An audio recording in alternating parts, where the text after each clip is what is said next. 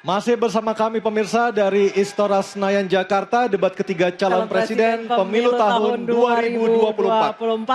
Dan kami ingatkan sekali lagi kepada para hadirin yang berada di dalam Istora Senayan untuk bisa menghormati ketika para calon presidennya sedang berbicara dan kita memberikan waktu yang sama. Jadi kami mohon ketenangan Anda yang berada di Istora Senayan Jakarta. Dan kepada tiga calon presiden, Bapak Anies Baswedan, Bapak Prabowo Subianto, dan Bapak Ganjar Pranowo, dimohon untuk menuju ke podium. Kita akan lanjutkan, Bapak, segmen tanya jawab. Dan kami ingatkan lagi ada 6 subtema malam hari ini, pertahanan, keamanan, hubungan internasional, globalisasi, geopolitik, dan politik luar negeri. Jadi sudah kita kunci ya, Betul. Anissa ya. Hanya ada 6 subtema yang kita bahas malam hari ini dan juga jika menggunakan terminologi atau istilah maka harus dijelaskan. Dan selanjutnya kami persilakan calon presiden nomor urut 1 Bapak Anies Baswedan untuk bertanya kepada calon presiden nomor urut 3 Bapak Ganjar Pranowo. Waktu Bapak 1 menit, kami persilakan Pak Anies. Terima kasih Pak Ganjar.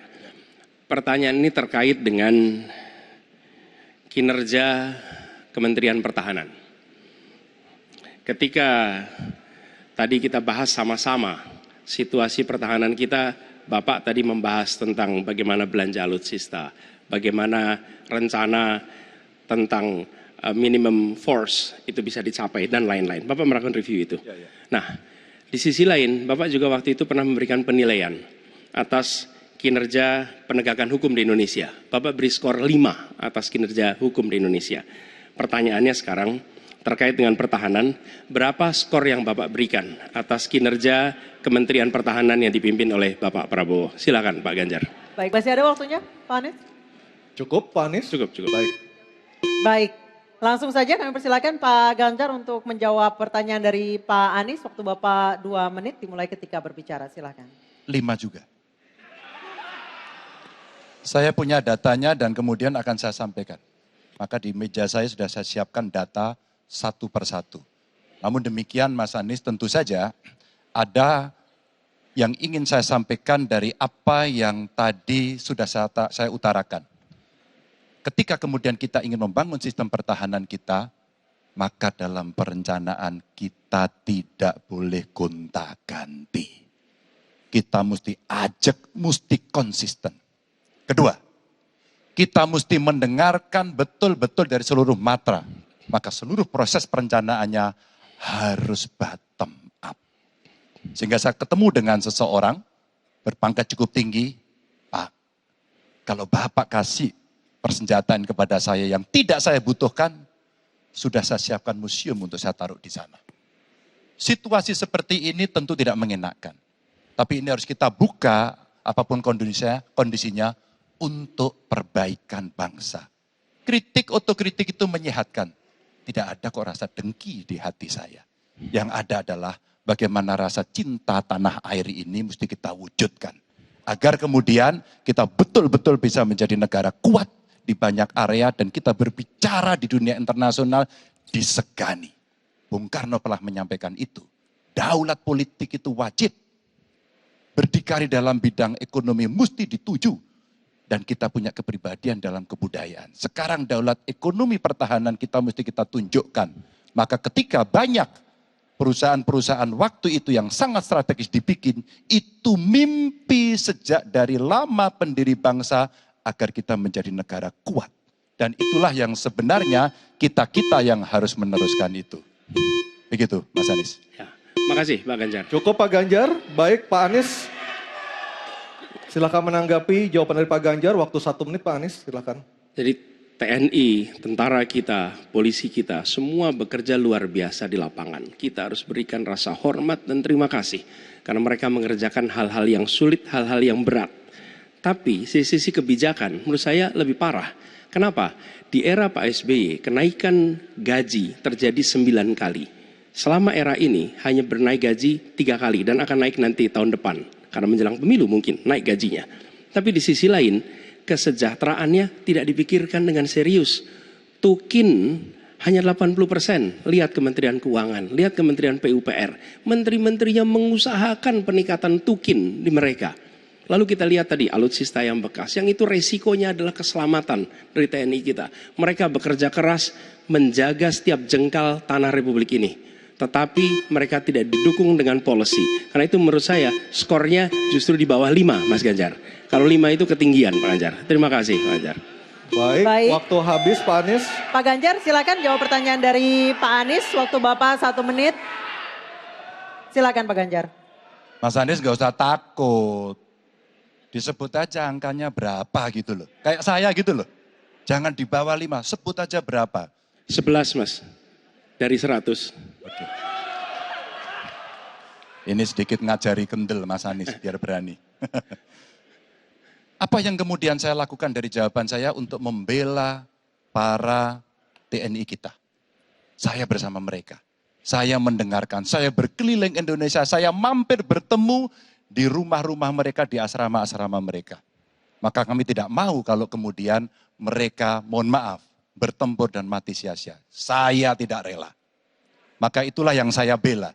Maka perencanaan bottom up itu betul-betul sebuah perencanaan yang mereka inginkan. Mereka harapkan dan mereka bisa menggunakan dengan sangat efektif. Termasuk pada soal kesejahteraan tadi yang disampaikan. Dan saya sepakat pada soal itu. Baik, terima kasih Pak Ganjar. Mohon tenang, mohon tertib Bapak dan Ibu sekalian. Kita akan lanjutkan, kami persilahkan kepada Capres nomor 2 Pak Prabowo untuk bertanya kepada Capres nomor 1 Bapak Anies Baswedan. Waktunya 1 menit Pak Prabowo, kami persilahkan. Saya cukup kaget karena beberapa hari yang lalu calon wakil presiden Bapak menyampaikan bahwa negara kita tidak dalam keadaan perang, sehingga untuk apa kita harus beli alat-alat perang. Tapi hari ini Bapak mengatakan Bapak setuju dengan kenaikan anggaran 1-2%. Jadi itu saya minta ketegasan. Yang kedua,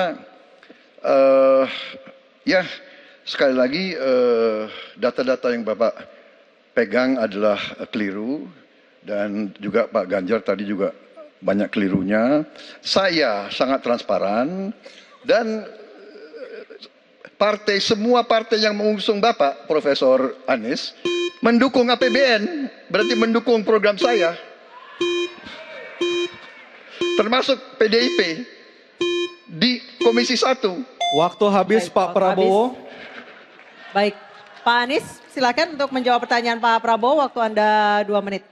Silakan. Ya, jadi kita butuh pertahanan yang sesuai dengan ancaman nyata yang ada di depan kita.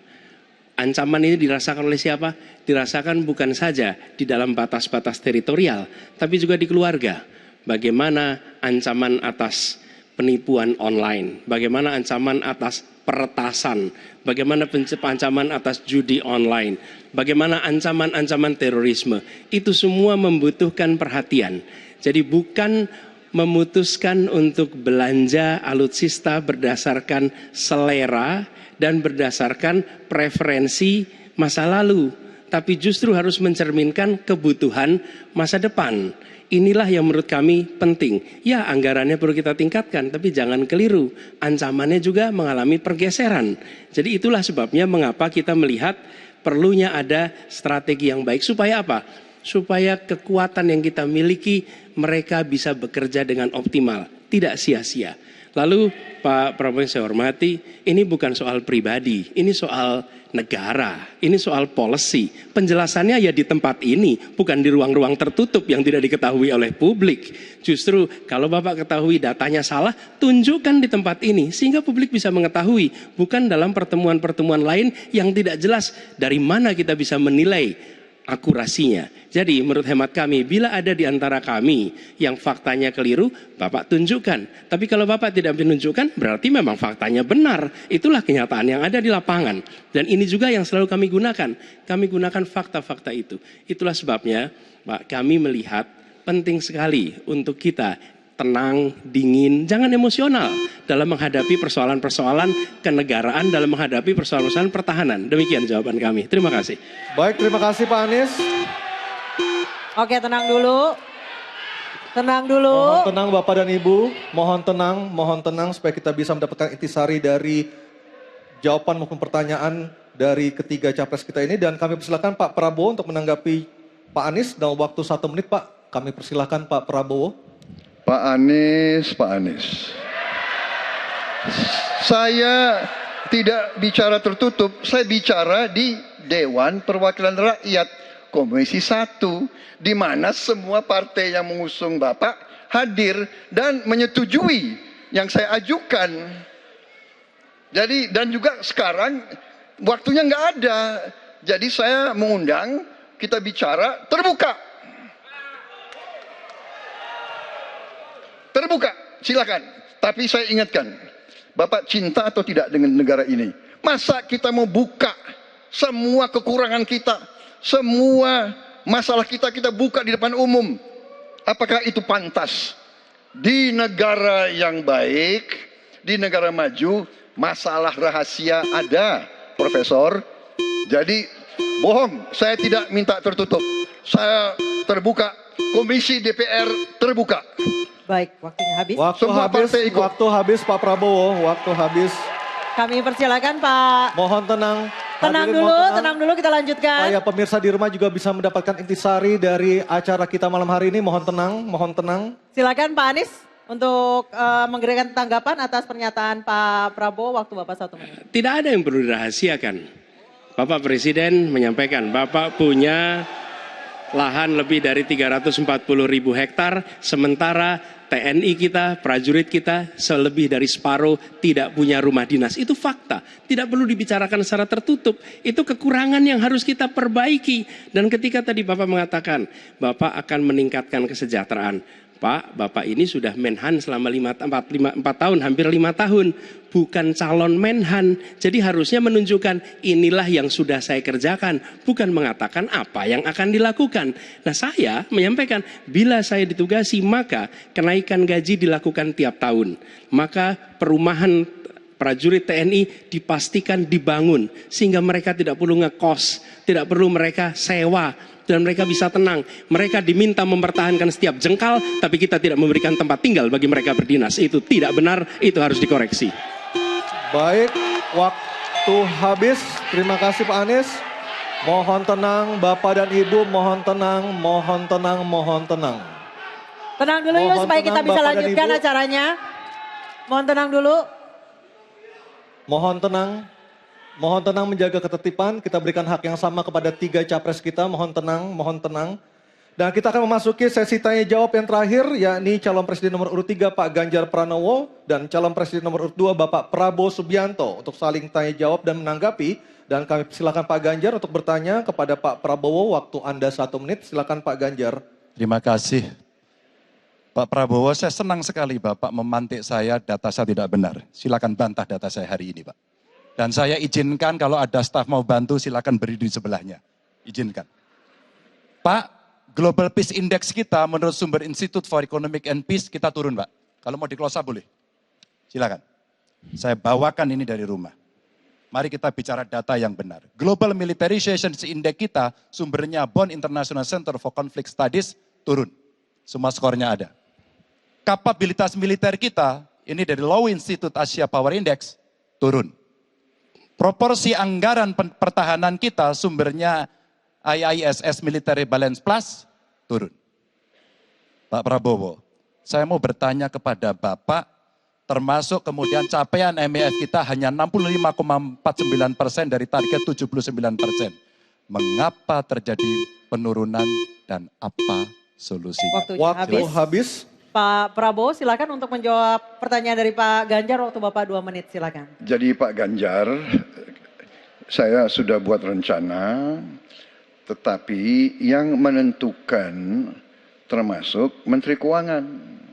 Dan masalah yang kita hadapi, tolong ya, saya memang sudah jadi Menteri Pertahanan 4 tahun, tetapi kita diganggu oleh COVID 2 tahun, di mana terjadi refocusing.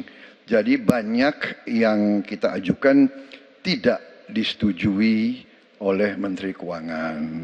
Jadi sebagai seorang menteri, sebagai seorang team player, saya harus loyal.